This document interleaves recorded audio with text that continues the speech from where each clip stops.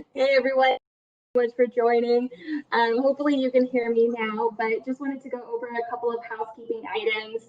One, continue to continue to ask questions in the chat bot. We definitely want this to be an interactive session.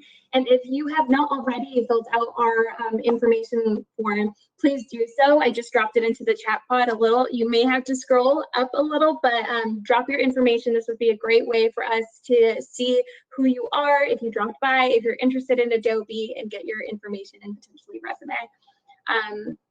Other than that, we'd love to hear maybe where you're dialing in from. So put in the chat pod where you're dialing in from. I'm currently here in Oakland, California. I see Bronx. Amanda, where are you? Hey. San Jose. Yes, we're here heavy in the West Coast, but I love the Boston, Brooklyn, Colorado, Miami. Wow, loving it. Charlotte, Richmond. Shout out to Karita. Perfect. Well, I'll hand it over back to Amanda just so then she can kick us off. Well, thank you again so much for joining us through this quick presentation. Really what we want on today is how can you make the most out of recruiter partnership? Like, as somebody that's looking for a new job, where do you even start? I know it can be super confusing when there's so many different people that come into recruiting. So if you can kick off to our overview. So today we're going to really cover a little bit about intros about me and Amanda, going over a little bit about Adobe, and then really want to hear different roles of like who's the who in the recruiting process, just so you understand and get a full deep understanding of who you should be engaging with, who you should be targeting to talk to, and then really your approach on how to target them and how to speak with them, and really understand the interview stages and how to navigate each step of the way. And, really understanding interview feedback, how you can continue to grow and excel at every interview that you take. And really, those tough conversations too about compensation negotiation when you get your offer, or if you're going through the interview process and you haven't gotten your offer yet, but you definitely want to see an increase, or that you want to make that negotiation. We'll cover those topics.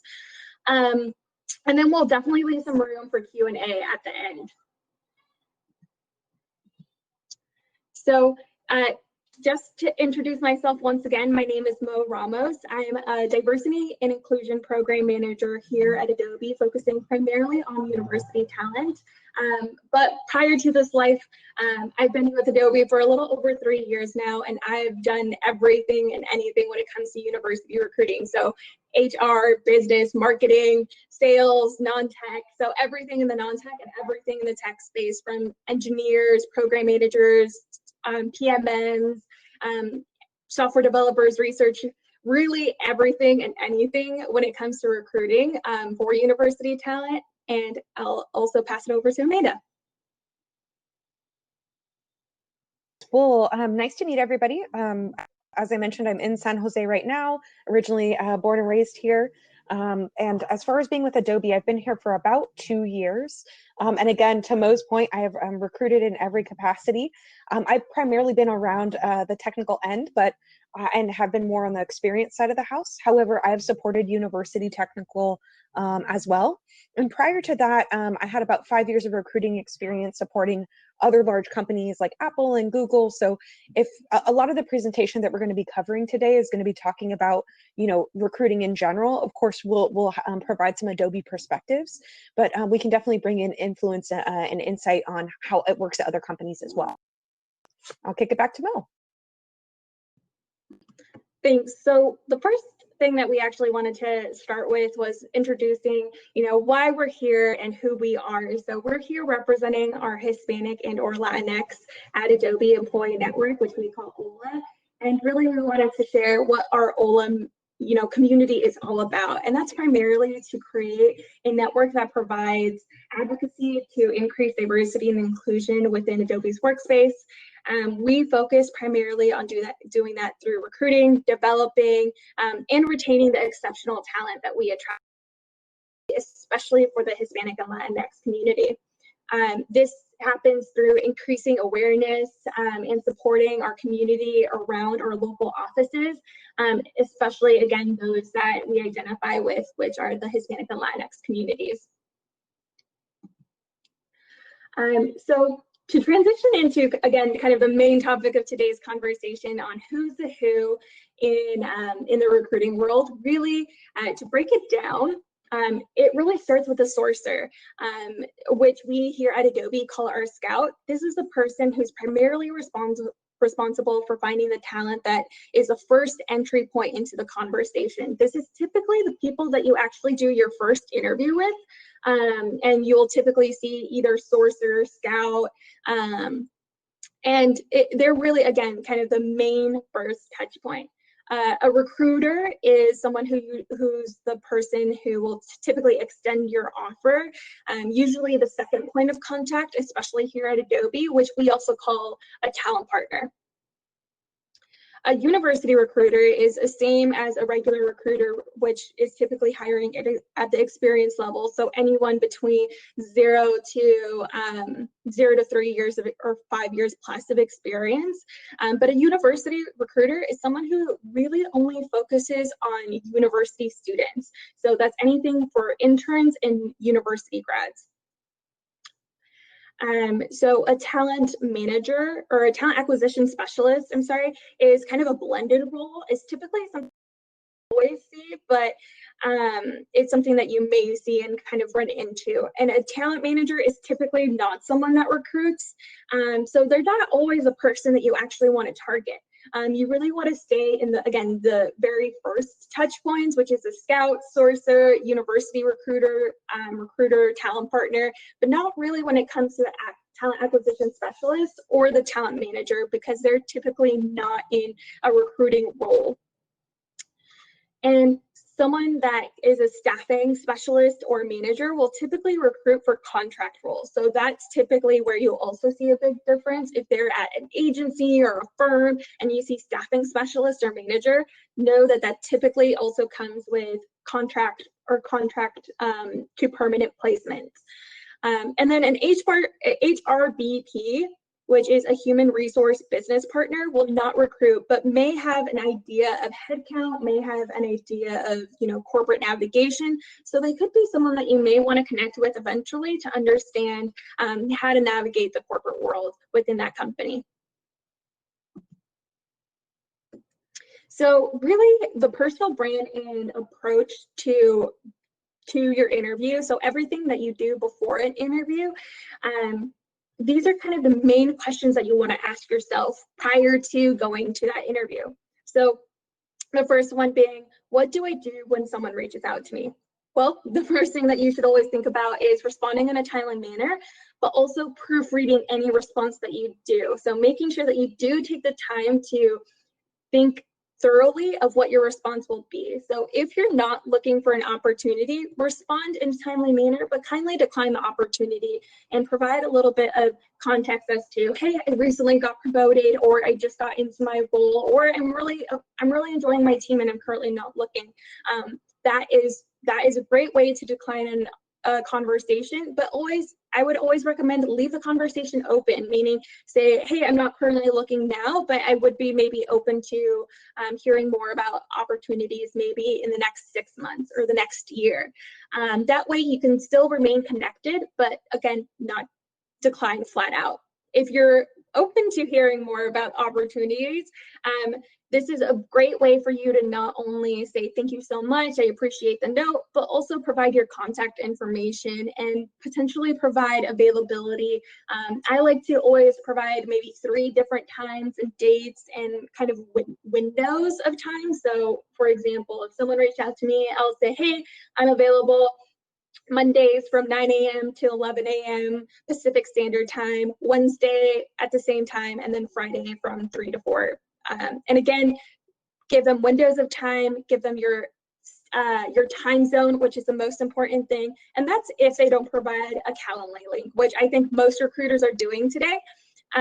So if they do provide that Calendly link, make sure that you're actually selecting a time that fits with your calendar and block out the time before and after, just in case you get meetings overlapped, or it runs late.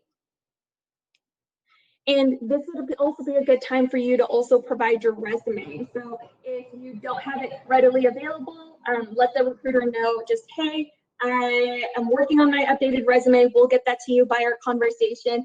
And that way you are letting them know like, hey, I'm going to be giving this to you. I'm just not there yet. So the second question is, who should I reach out to when I'm interested in the company? So going back to our main first slide, definitely the sourcers, the scouts are the first people that you should definitely reach out to.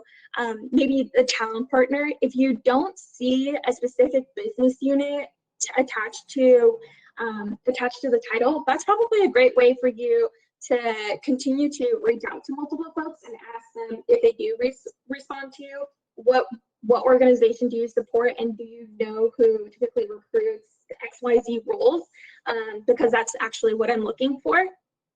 And then someone in the role that you aspire to be in. That's not only a great way for you to network, but it's a great way for you to understand what's their day-to-day like, what's the landscape of your role, what skill sets make you successful in your role, what do you wish you knew before your role. So those are great opportunities that you can use for a quick coffee chat, just to, again, get your foot into the door, but also get clarity of the role and scope of the company. And I think I get this question all the time. Should I ask a loose acquaintance for a referral? It's really going to vary from time to time, but if you've worked with them, my response is yes. If you've worked with them in a professional setting, it doesn't hurt to ask them to refer you. But my strategy would be, I would first ask to connect, and ask them for a coffee chat. Say, hey, I'd love to connect with you. I see that you're working at XYZ company, and I'd love for you to provide some insight on your company culture and what your role entails. And that way, it's, again, you're initiating a conversation, giving them some time to remember who you are, reconnect, expand your network, and then at the end of your conversation, ask them for that referral, or ask them if they can connect you with someone in that role or recruiting for that role if they don't know. And if you've never worked with them, I would actually say no, do not ask them for a reference. Why? Because you've never worked with them in a professional setting, they don't always, again, know who you are as a person or what performance can be. But again, going back to my initial statement, it would be a great way for you to, a great networking opportunity for you to connect with them and ask them for that time. Ask them for a chance to prove them that you are someone worth referencing. And this is a great opportunity to ask those similar questions that I mentioned before. But again, asking for that conversation gives them an opportunity to hear who you are, the value that you'll bring, and the work that you've done. So definitely continue to ask both of those loose acquaintances, whether you met them in a professional setting or not. Ask them for a conversation first, just so then you can, again, prove your worth and hear about their experience internally at the company. Are LinkedIn recommendations important? They're important, of course, but not required and not something that we heavily weigh across the board. We use recommendations as a great way for recruiters and managers to see the impact of your work. And this is something that is not illustrated typically on your resume, right? You typically have your project or the role that you've done, but we don't always hear from an outsider's perspective the impact that you actually had. And so this is a great way for us to see from a third party's point of view the impact that you've done, the results that you got. And it really just enhances the story that you bring on top of your resume. And what differentiates a good recruiter from a bad recruiter? I definitely get this question a lot. And how do I know if I found a good recruiter? So for both, or really I'll start with the bad. Typically, a recruiter that needs improvement or has areas of growth is someone who's really ambiguous with a job description, meaning they don't really understand the role. So if they don't really understand the role or the company description, that to me kind of creates a really hard way to sell you the opportunity and give you clarity if this is actually the right fit. if they lack knowledge about, again, the opportunity itself, then really that also shows that they lack attention to detail and they haven't read through your resume or even your profile to even see if that's a good fit. I always get those LinkedIn messages saying like, hey, I think you'd be a good fit for XYZ. And like, I've actually never done that role. Why are you reaching out to me? So that is also someone that I typically don't want to engage with because they haven't taken the time to get to know me as a candidate. So another great marker or red flag really is someone who lacks guidance throughout your interview process. So they give you really ambiguous timelines and they're really more kind of on the transactional sense rather than a genuine recruiter, a genuine person really wanting to get to know you as a person and as a candidate and tell you, hey, this is the timeline that we're expected. Does that work with you? So again, rather than being like, hey, thank you so much for talking. I'll get back to you. That is a major difference in conversation. So really when you think about a good recruiter is someone who really has a clear understanding of not only the role, but your background, someone who has, connected with you intentionally and really interested to get to know you as a person, because that's the best way they're going to understand if you're going to be a cultural complement and if you're going to be a good asset to the team and to the role, and that your skills are transferable into the opportunity that they're looking for. And they're willing to coach you through the process, which I think are what makes an exceptional recruiter is someone who wants to coach you throughout the entire process and sets clear expectations, not only the timeline, but also understands your timeline and your expectations. And then when can I or when should I follow up? I think this also varies from kind of interview to interview or conversation. So a good follow-up, typically a thank you note is anywhere between 0 to 24 hours, just thanking them for their time and their conversation. Always, anecdoting something that they said or something that really resonated with you. But when it comes to an interview and you haven't heard back on feedback, I typically wait anywhere between 1 to 2 weeks and just send a follow-up email just saying like, hey Mel, how's it going? Again, I really enjoyed our conversation. Just wanted to, touch base and see if there's any update on my application status.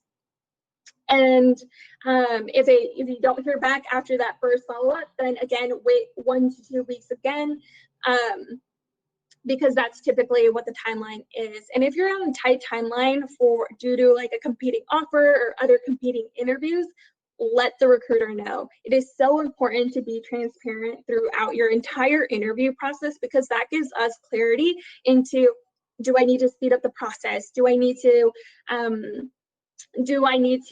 put gas under some people just so I can continue to move? So being transparent is so important in your interview process, which I always thought was taboo. Actually, I'm like, I don't want them to know I'm interviewing with other companies because I don't want them to think I'm not invested. But actually, it really helps recruiters to know when you are interviewing with other companies.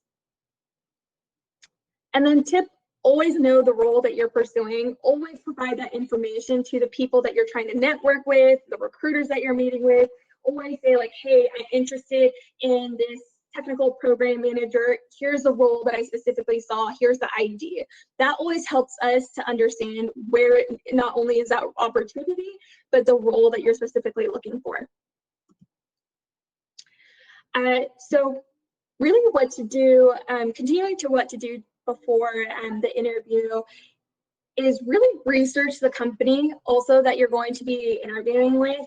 I always get asked like, how can I like best prepare for my interview? I always say, take the extra step and know who you're going to be interviewing with. And that's, doing the research on their culture, diversity, their growth potential, the stability of the company, their economic stability of the company. So how much their stocks are, really their products, especially if you're going to be on the customer facing side and potentially selling the products or building the products. You want to work for a company that you're passionate about the products that you're going to be building or selling. So really understanding what they're going to be doing is something that I always want to align with.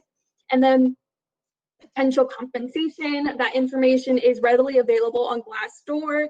The leaders at the company, I think now more than ever, you want leaders who stand and align with your core values. And that's also something that you should definitely look into. Every company's core values, and understand, do they resonate with my values?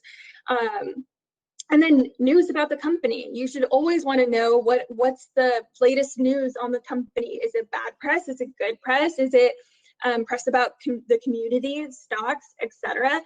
That's something that you should always look for in a company. And then for looking at phone screens versus in-person screens, typically, in today's society, especially with COVID-19, you'll probably have a lot of phone screens or a lot of video interviews. Really, for both, you want to come prepared, and that's doing the homework that I mentioned, researching. But for your phone screens, you want to ensure that you're in a quiet space. You want to make sure that you have a strong phone connection, that your phone's fully charged. I've actually been on an interview with someone that their phone died, and I just waited there, and I'm like, what happened to them? So make sure your phone's charged. Have headphones, maybe a pen and a notebook with the questions that you come prepared with, and notes that you took from the interview, and just energy, because on a phone interview we can't see your face, we can't see your interaction. So having that energy really lets the recruiter know that you are invested in it and interested in this opportunity, which again ties back to your video interviews. Your video interviews, you want to smile, you want that energy, you want to do everything that you did with your phone interviews. So meaning you want to come prepared, you want questions, you want your notebook, you want to be in a quiet space, you don't want distractions around you. And so make sure that you're really thinking about your phone interviews the same way you would do your video interviews. For dress code on your video interviews, it really depends and varies from company to company. So I always think you should dress to impress, because that's always the lasting impression that you want to leave on them. Oh, so sorry. And then, like I mentioned before, be transparent on your timeline. This is so important in every step of the way. And then the questions that you might have, so sorry. Questions that you might have of what to do if a recruiter doesn't know the answer to your question. I think this happens a lot. Ask them if they can get that answer for you later on. So definitely just say, hey, that's totally all right if you don't have the answer. Could I follow up with you in maybe 3 days just so I can see if you got the answer for me? And if they don't, then definitely follow up, but definitely continue to ask, or just go and try and Google it, because that'll definitely help. And then always close a conversation with asking, what are the next steps, or what do the next steps look like, and how many rounds of interviews do I have? And I will pass it over to Amanda. Perfect. So as far as what to be able to kind of do after that interview, we want to understand, what we did well and where we could be able to improve. And that's really going to help influence how we send those thank you notes. I've worked with quite a few companies where an individual comes back with an awesome thank you note, and they were so understanding of where they needed to improve, that hiring managers actually said, hey, that person is super self-aware. I want to be able to bring them onto my team, and they're able to do each of these different types of things. So I've seen those turn into positions, even though somebody might have messed up on a question on a particular interview. So definitely send those thank you notes. Of course, making sure that you're doing that follow-up, per what Mo said, we want to make sure that you're asking the recruiter and the team when you should follow up, and then actually do it. So if you ask the recruiter, hey, should I follow up within a week? The recruiter says yes. Make sure that you're reaching out on that week. If you have to put a mark on your calendar to be able to let you know, then do that. Also, if they do provide you feedback and they say, hey, we're not moving forward, we're not interested at this particular time, make sure that you're understanding what you can do better next time. And if, that's really going to vary depending on each individual hiring manager, but by getting that feedback, as direct as it may be, it can help you improve to help you win the job next time. Of course, you also want to make sure that you're asking about next steps. So what does the full life cycle of each interview process look like? At some companies, it might look like phone screen, then in-person interview, and then maybe an additional in-person interview. At some companies, maybe you're just starting out your career and you're applying for an internship. Maybe there is just only one interview. So make sure that you always ask about next steps. It really helps you seal the deal as you're going through that. And then we go to the next slide. So the big one that everybody wants to ask about, and I big thank you. I believe, was it Yaritzi? Brenda asked in the chat pod about specifically financial and compensation and what does that look like. Definitely want to make sure that we're addressing that. So first and foremost, what can recruiters ask when I'm talking about, compensation? So this will vary from state to state. And apologies, I'm going to speak from a California-centric lens. But do know that to check via your each state's policy. But in California, we can ask what your salary expectations are. So, hey, what are you expecting to be able to hear from? What we can't ask is we can't ask what you're currently making, what are your current benefits.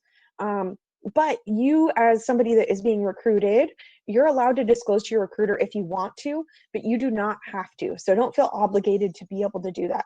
Again, that will vary state to state, but we're seeing many more states that have adopted something that's similar to California around asking those salary expectations questions.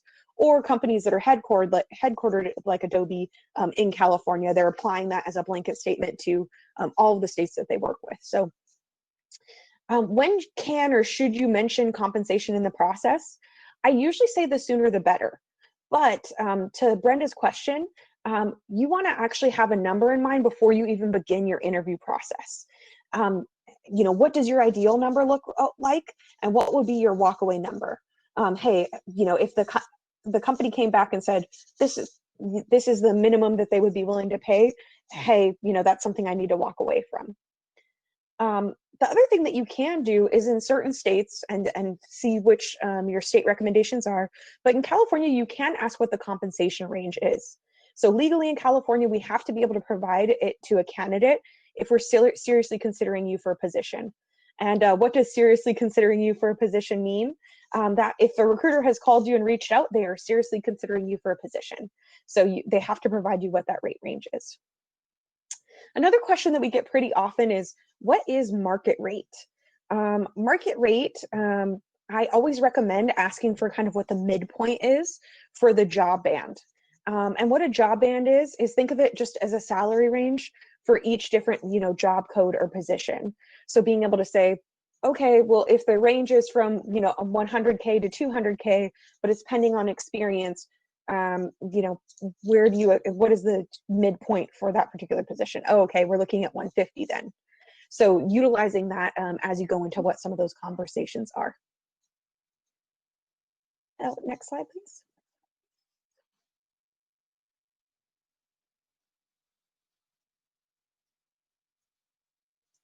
Oh, perfect. So what could be included in compensation?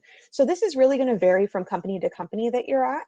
And again, as we mentioned, I'm not just going to speak from an Adobe perspective, but we'll speak, from all companies. Usually, it will include a base pay. So that's just your general compensation, not including benefits or RSUs.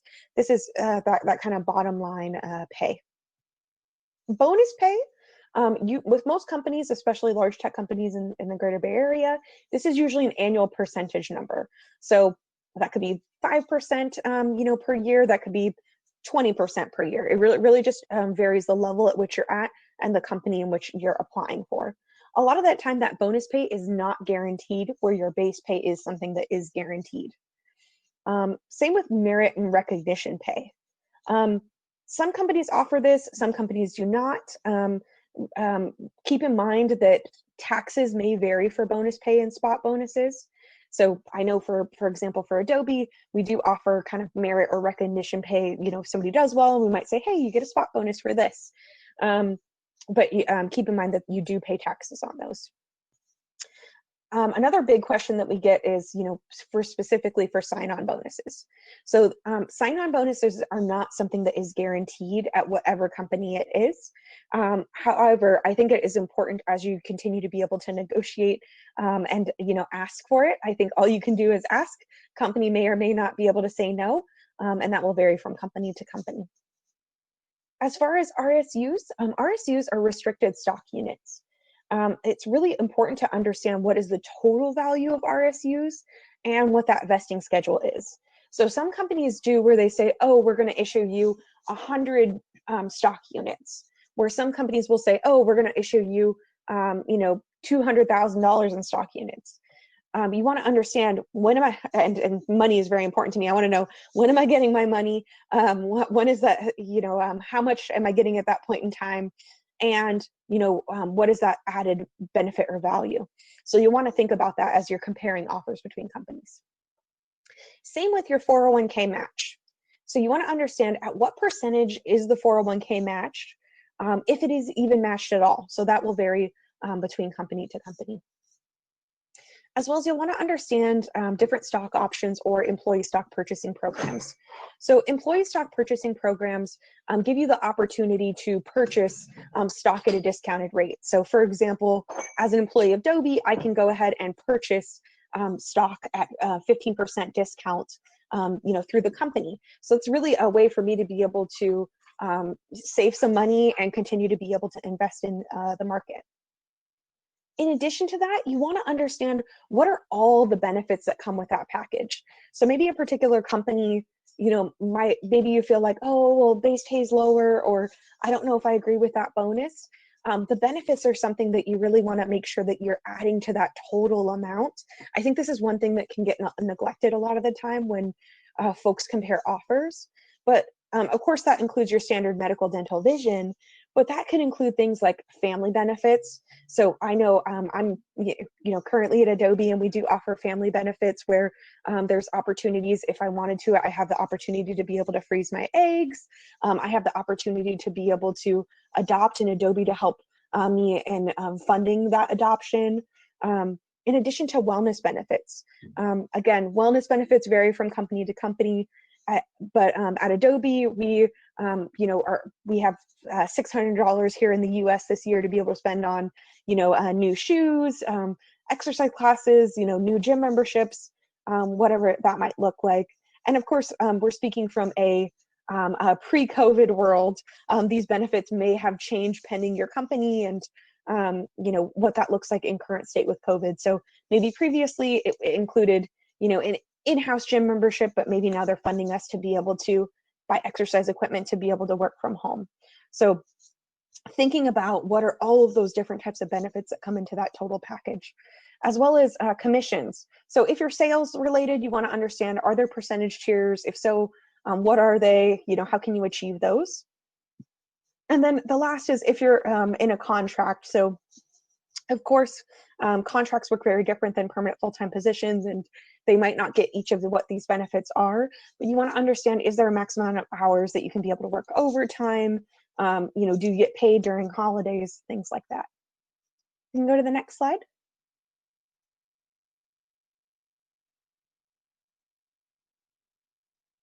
Perfect. So as far as the offer, I get a lot of questions about what does at-will employment mean? So technically all 50 states are at-will employers. And while the exception may vary from state to state, California law has that these exceptions, they can be in a breach of an employee contract. An at-will employer may not terminate an employee if action goes against particular language. It can't be through discrimination or whatnot. So really, I wouldn't be worried about the concept of at-will employment.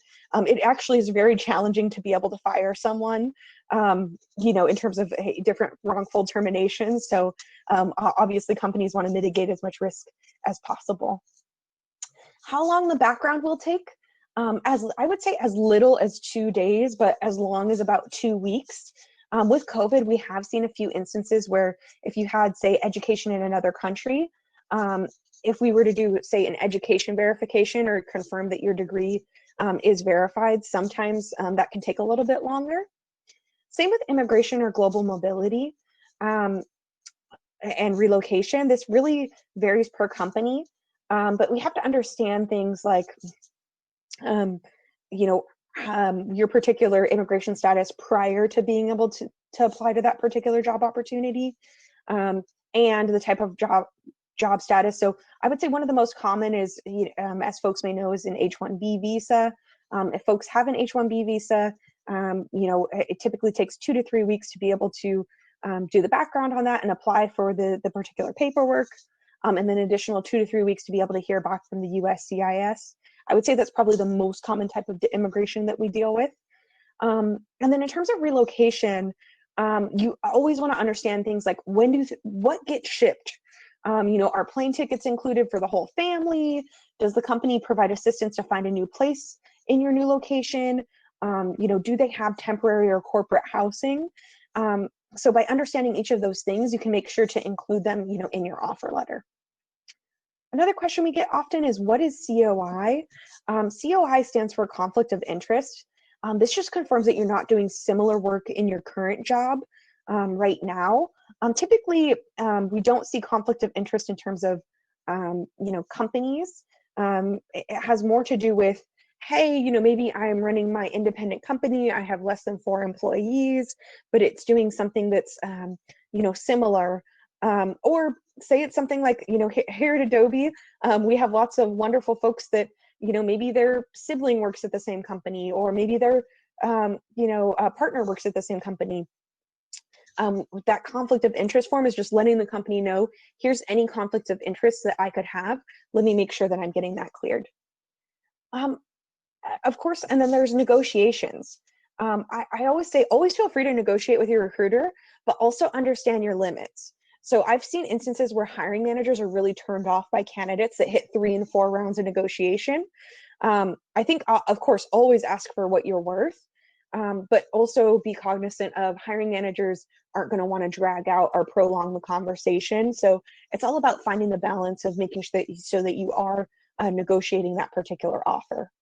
As well as, of course, vacations or leaves of absence. So you want to understand what PTO is being offered and why, how much of that PTO is being offered per year, which holidays, what is the formal policy. If you're looking at things like paternity or maternity leave, you want to understand, like, what does that parental leave look like? How long do I have to be at the company in order to be able to apply for that? And these are all questions that you're going to want to make sure that you're asking at the offer stage. That way you're getting the best potential offer for what you're trying to be able to negotiate for. And then if you can go to the next slide, please.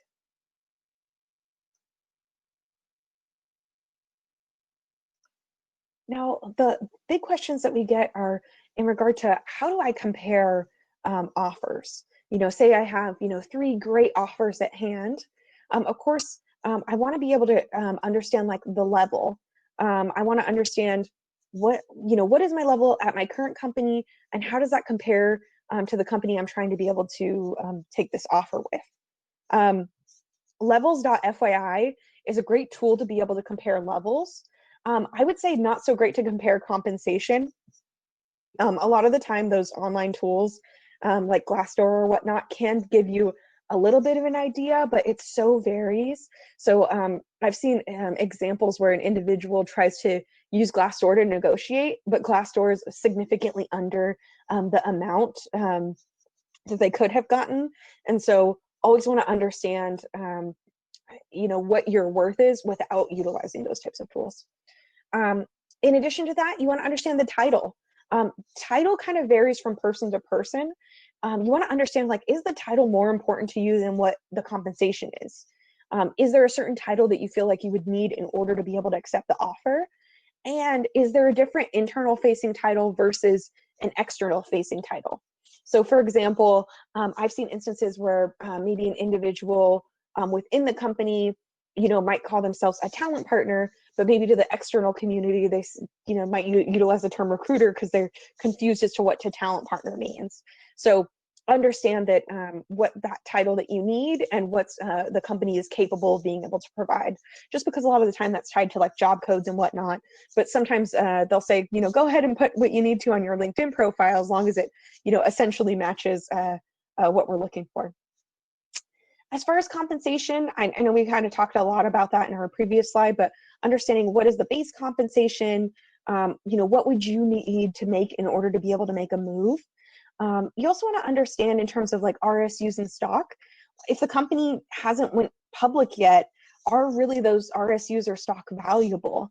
I know I've seen some instances where, and I won't give a specific shout out to that company, but there was a company that hadn't went public yet, finally went public, and then their stock basically, wasn't even comparable to some of the offers that individual had at hand. And so they lost a lot of money because they thought, oh, well, this company's going to go public and their stock's going to be so great. But understand, there are some calculated risks that you'll have to make if you're, looking at some of those companies that are, startups that are looking to go public. In addition to that, I know we talked about benefits. I think some ones that I forgot to mention are, if a company has things like sabbaticals, do they offer learning funds? Do they have resources for those that are transitioning? I know here at Adobe we have each of those things, but you want to understand, do other companies, provide those types of things? And, what do you have to do in order to be able to obtain them? Of course, for comparing company offers, you're going to want to know what is the location and what does the commute time look like? Again, I know we're in the times of COVID right now, and but I like to hope and dream that we're going to be in a space that we're going to be back in the commute as soon as we know it. But don't think about your commute in terms of miles. Think about it in the number of minutes you'll be sitting in your car or on public transportation to give yourself a true estimate of how realistic that commute is going to be. Of course, you're also going to want to understand, what is the team like? Who are you going to be working with? Did you like them in the interview? Did you have any concerns? And I think if there were any concerns, definitely point it out before accepting the offer. Say, hey, this individual seemed disengaged, want to understand a little bit more. If, I were to join the team, would that be different? Like, is that person having an off day? Of course, you want to understand the technology, especially for our folks that are in tech. What is the technical problem that you want to be able to solve? And does the impact that you want to make, is that going to happen by you accepting this offer? Of course, you want to look at work-life integration. What does wellness look like at this company? How often do employees talk about burnout? And does that vary from manager to manager? I know in the past, I worked with a company where they said, oh, well, it just kind of depends on the manager that you land with. Well, that's not the type of company that I want to work for. And then in addition to that, any company reputation or recent news. So make sure that you're doing a quick Google search so you can understand. Obviously, there's tools like Glassdoor and Blind where people can report, but know that that's not the whole story. Kind of like Yelp reviews, you want to make sure that you're understanding how folks experience it, but then also understand that it's going with a grain of salt. So if we go to the next slide, really thank you so much. That actually leads us into a little bit of time for Q&A.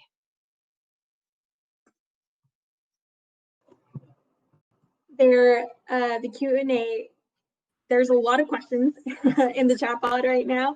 I think I'll just start by reading a few, but probably one of the most one that I've been seeing right now: is it taboo to ask for a rate that's out of the range in the location? What would you say, Amanda? I would say no, but I would also say, you want to understand what the expectations of that company are. So I think, of course, ask for what you're worth. And if you're worth a certain amount, then ask for it. But also have a good understanding of the market and the data to be able to back you up. You could say utilizing tools like Glassdoor or Levels FYI, or even just market, say you talk to other friends or colleagues and they're all making about XYZ amount. You want to be able to say, hey, I just did a straw poll of my friends that are all recruiters and they're all making this amount. This is my expectation in order to accept an offer. So from your experience, what parts of the salary packages are more open for negotiation? Is it the base pay, RSUs, bonus? I would say it's usually base pay is typically something that is most negotiable. I would say that bonus is usually something that's fixed by the individual company. And then same with bonus, it just usually depends on the level in which you're at.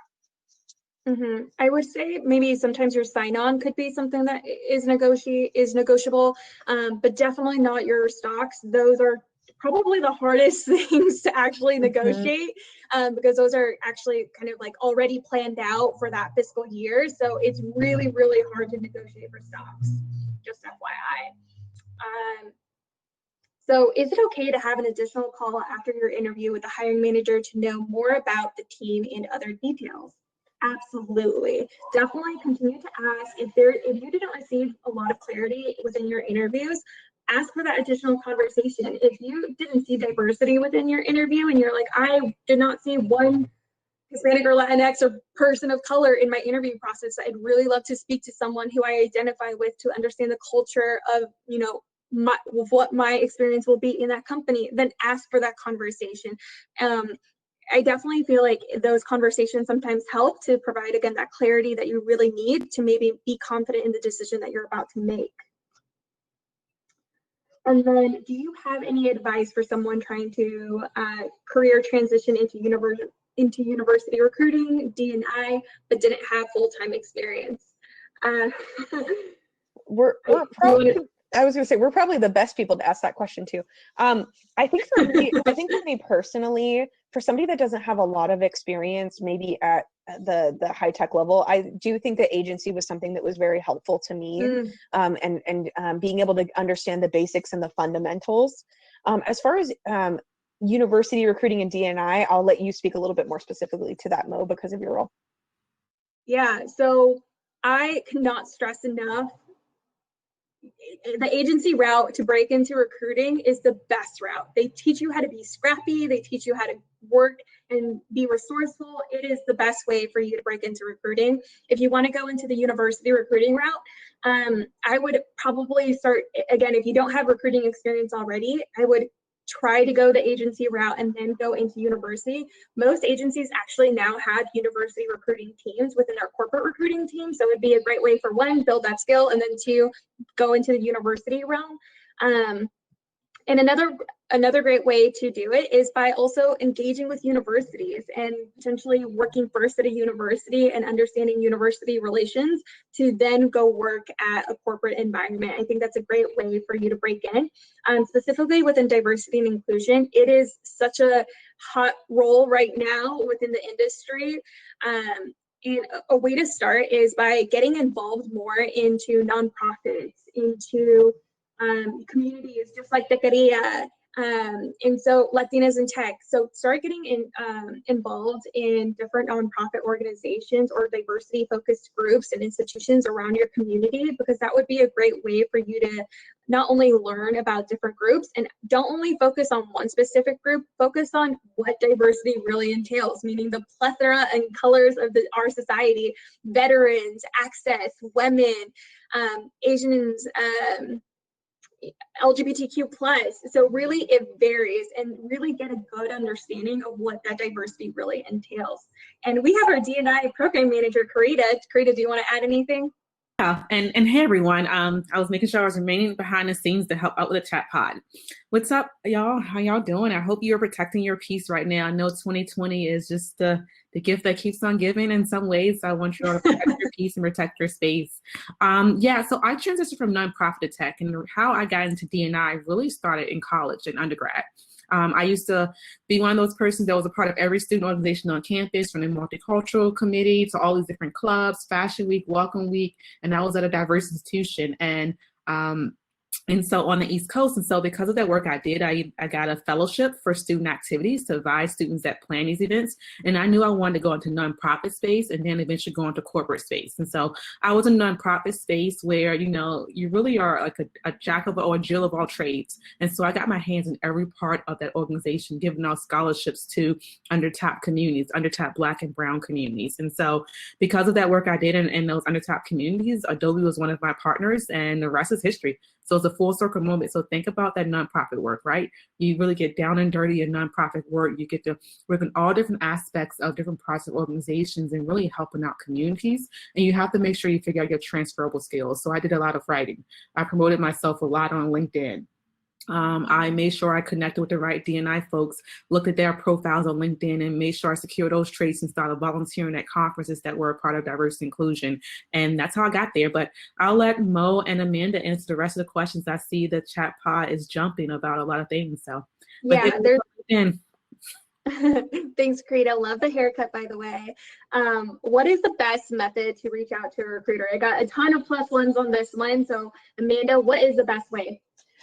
And again, this depending on the recruiter, and I hate that I have to utilize the term will vary, but I personally prefer that it's a LinkedIn message, just because I'm somebody that does check my LinkedIn pretty frequently, especially because of the type of talent that I'm looking for. Of course, if you know that individual's email, feel free to reach out directly to their email. But if a recruiter doesn't list their email address on their LinkedIn page, it will rub some recruiters the wrong way to go direct to email and say, oh, I'm, in your inbox, and you're like, bombarded by that.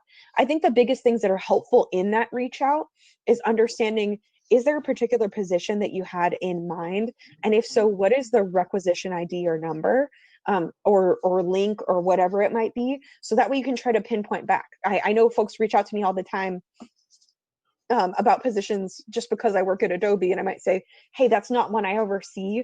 Obviously we're a large company. We have over 200 folks within all various talent acquisition, and want to make sure that we're addressing each of those things. But I might not have visibility on every single position, but I might be able to point you in the direction if I have the link to say, hey, it's under this, particular person. I think other things that you need to be clear about is if there's not particularly a position, and you want to be able to speak to an individual, whether or not they have the time, and if not, if there's another individual that you can be able to reach out to. Again, being able to point in that particular direction. The other thing you have to understand is give recruiters time. I get, probably about 200 to 300 LinkedIn messages a week. And so I try to personally clear it out once a week or once every 2 weeks. So making sure that you're understanding that, especially for university recruiters, they receive even more than that. So you have to really look at what's going to make you stand out in comparison to some of those other individuals. So if you're going to ask to speak with somebody, provide specific time. Say, hey, Amanda, would love to learn a little bit more about, X type opportunity that I know that you already currently recruit on. Here's 3 times in which I'm available. If you're not available, is there somebody else that you can be able to point me to? Maybe that recruiter says no, but it's a little bit more direct and to the point. That's the other thing. Keep those messages clear and concise. Do not decide to write a very large essay about all of your years of experience. LinkedIn is not the place to throw your cover letter in to just email and inundate people with. It's just a quick way to be able to communicate inside of that time. Mo, I don't know if you can speak to that university experience of getting lots and lots of LinkedIn messages. I think I get 500 LinkedIn messages a day. And so I am so sorry. Just want to put that plug in now. If you've reached out to me on LinkedIn, we literally get over 500 LinkedIn connections, LinkedIn messages a day. It's quite impossible to go through them all. So my personal preference to be contacted is actually directly through my email or through a mutual connection or on a school platform, because university recruiting has a plethora of platforms out there. Jumpstart, Handshake, Piazza. There's so many different avenues that people can actually connect. And I am also on the Techqueria Slack channel, which I much prefer connecting on Slack. So, and I've had folks do that. So feel free to do that too. But again, it varies from recruiter to recruiter because we're, people and we like things kind of a different way. But I got a really good question. If a recruiter does not respond to your email for a position that you want to be considered for, even after they mentioned to specifically to reach out, should you follow up? The answer is yes. Definitely follow up. You miss every shot you don't take, and following up will let you know. Will remind them like, hey, I'm still interested, or hey, actually, so sorry, the position we turned into a different direction. So it really helps. And are there any tips for applying to Adobe? Do you require a cover letter? I've applied for employee experience intern with a competitive background and got denied.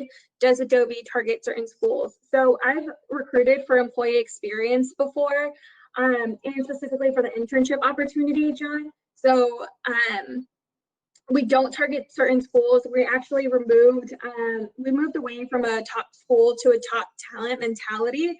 And I'm sure you come with such amazing background, but there's, again, so many others that do as well. So I sincerely apologize if got overlooked, or, if your skill sets and background didn't align. But also the big thing too that sometimes really gets missed and misunderstood is timing. Timing is of the essence. University recruiting, especially at Adobe, starts in September, and we typically, go out to campus, go to these different events, and we probably already have our pipeline for the super interview days so far in advance than when sometimes people apply. So timing is really of the essence, and just, again, researching, getting to know the company, getting to know the recruiters gives you that clarity of what that timeline looks like and who you should be connecting with. So that really, really helps. Let's see, trying to see. You mentioned hiring managers may not like going back and forth 4 or 5 times during negotiations. Doing 3 times is safe thing to do if we have multiple offers. I think the question is it doing 3 times safe? I think that, again, it's going to vary from hiring manager to hiring manager and how finicky they are about negotiations. In general, negotiations make some hiring managers feel awkward. You should really only be negotiating, however, with the recruiter. You shouldn't be going back and forth with the hiring manager. Really, the hiring manager does not own that part of the process. They might have the final sign off in terms of compensation, but usually the recruiter is actually going to know much more about compensation than the hiring manager even will. As far as the going back and forth, I would just be upfront with them about how many other things that you have in the mix, so they understand, how in demand you are. So I will say, as a recruiter, one big red flag for me is when somebody says, "Oh, I don't have anything else in the mix. I'm not interviewing anywhere else." And some folks might see that as, "Oh, well, it's one thing if that's, hey, this is my number one company and this is the only company I want to work for," versus, "Oh, well, I don't have any other interviews," versus if I have a candidate that says, "Hey, I have 3 other offers in hand." You don't even necessarily have to tell the recruiter what the company is, but you can say, "Hey, offer number 1 is offering me $150,000 plus 10K in RSUs and a sign-on bonus. Offer 2 is offering me," and again, you can go through all of the details and be able to bring that back to the recruiter, because then the recruiter can be able to negotiate on your behalf with the hiring manager if they think they need to increase what the compensation in the offer is. So I wouldn't necessarily go back every single time you have a new offer. I would just, from the upfront, say, "Hey, I'm currently in the interview process with 3 to 5 companies," and articulate it to them that way. Great. I'm trying to see if I'm missing any more questions.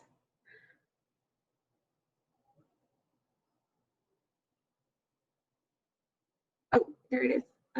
So rough estimate, typically does the makeup of our final round candidates skew less towards inbound sourcing job applications versus outbound source, recruiter found them versus referral? I think if I'm understanding that question correctly, and they also mentioned, simply put, do you favor passive talent over active talent? I think that really varies pending the skill set and the position that we have open and available.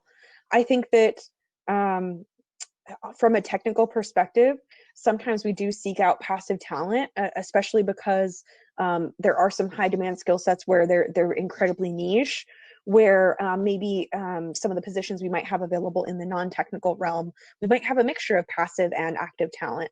But I don't think there's, unfortunately, a one-size-fits-all answer to that.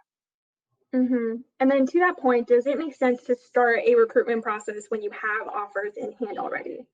I really don't think so. If you have offers at hand, you typically have a week or 2-week turnaround time to make that decision. That's misleading the company. That's also putting like unneeded stress and pressure to that new recruiter that you'll be engaging with. And that's almost virtually impossible to do a brand new interview process in that 2-week window time frame. So No, I do not recommend you. If you have offers at hand, do not initiate a new interview process, because it really misleads a lot of the initial company that you will be reaching out to. I completely agree. It just depends on how much do you like that job that you have that offer at. I guess that's true too. Like if that's the first offer you got, and you're kind of lukewarm about it, yeah, keep interviewing if that's not really something that's of interest to you. Like the entire job search process, it's just as much about you being a candidate and being somebody that to be sought after, but also about you and what you want. I think a lot of the time we think like, oh, I'm trying to get picked by this company. No, you need to take your self-worth and say, no, I deserve this. They need to pick me, and here's why. Yes, I love that. It is definitely a mutual dating process. So that would be for the same type of position, correct? When negotiating, and it was targeted to you, Amanda. And they could be similar positions, or you can articulate if they're part of the same kind of family. Maybe they're not exactly the same. So for example, maybe you got offered a recruiter position, but one's a experienced recruiter versus an exec recruiter versus a university recruiter. And if those are the three offers that you have, they're kind of all part of the same job family, where you might still be able to compare, but there might be nuances in what those offers are. But yes, that would be for the same type of position. If they're significantly different, so say for example, you have a position for an engineer versus a program manager, then it's a less apples to apples as far as comparing that compensation.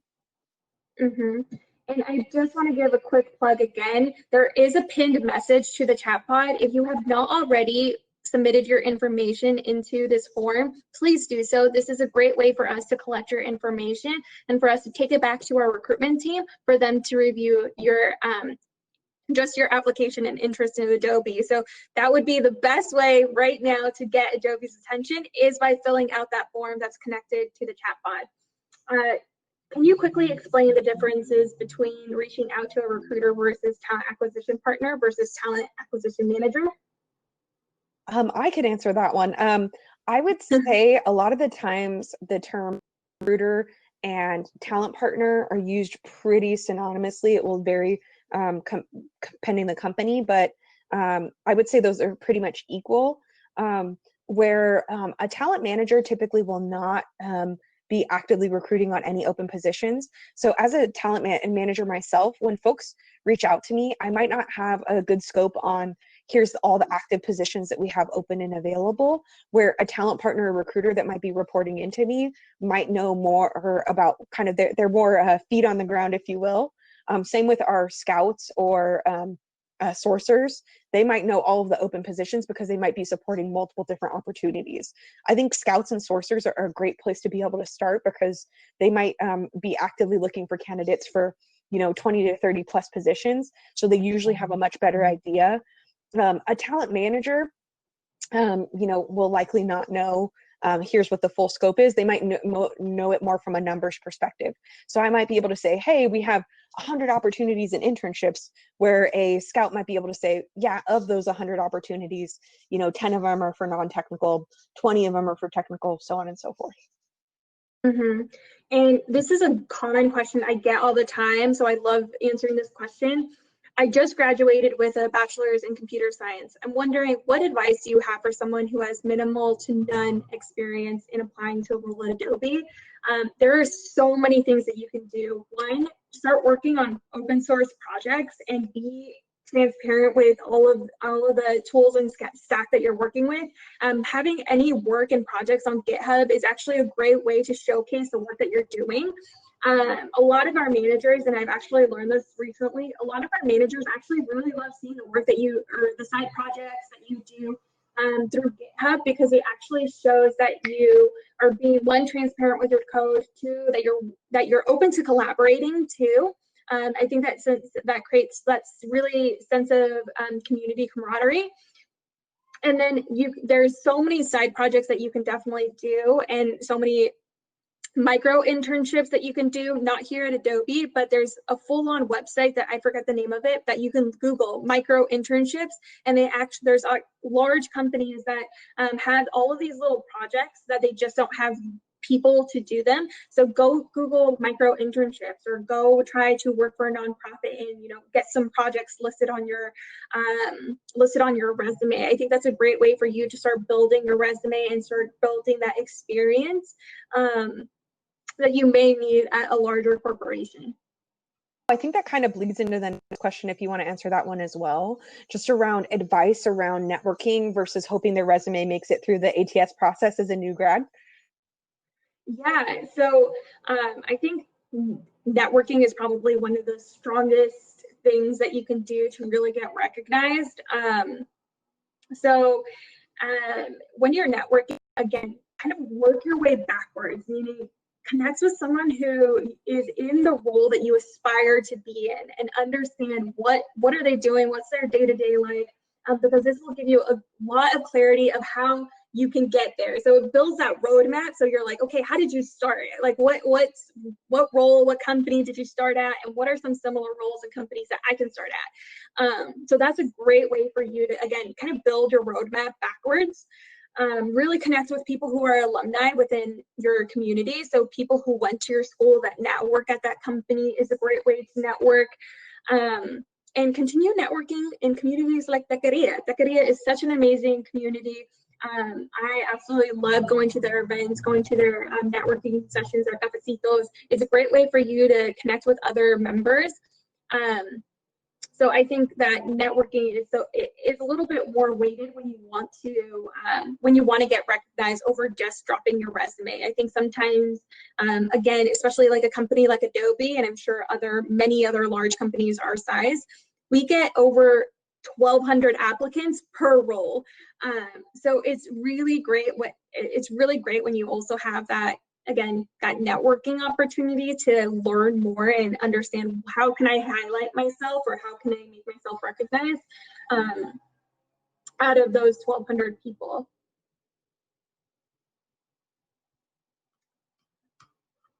Let's see, I'm trying to see if there's any more questions. Could you talk more about the diversity policy and culture in Adobe? That's where I just asked Leo around policy. Oh, he just answered. Let's have Karita answer that one as we wrap up. That'll be our last question. I know we're significantly over time, so we're trying to answer as much as possible. Yeah, Leo, that's a great question. And so what we have at Adobe is Adobe for All policy. Is really our foundation and our principle that we believe that we accept everyone regardless of our unique differences. It could be any protected identity. We accept everyone for who they are. And so we look at that and we really identify our culture through our employee networks. And so like this employee network that Mo and Amanda are part of, our OLA network. And so there's so much more. And I'm going to drop in the chat pod our diversity website, so you can see all this information, our strategy, right? We have a 4-pillar strategy from pipeline to candidates to employees to industry. We have a lot of virtual events right now. Even this week, right? It's our Hispanic Heritage Month. We also have Disability Awareness Month. We also had a Coming Out Day with our Pride Network. And so we always have this intersectional event. And then there's also Filipino American History Month. And so it's so much going on that we celebrate at Adobe. And that's really how we really have our values of our culture. But thank you all so much for joining this session. Let's give a shout out to Mo and Amanda. I don't know if we can use emojis, but if y'all just want to put in some exclamation points or whatever, thank you all for joining our session, and connect us again on LinkedIn. So yes. Thank you so much. Again, put your information into the form. It was great chatting with all of you, and hopefully that was insightful.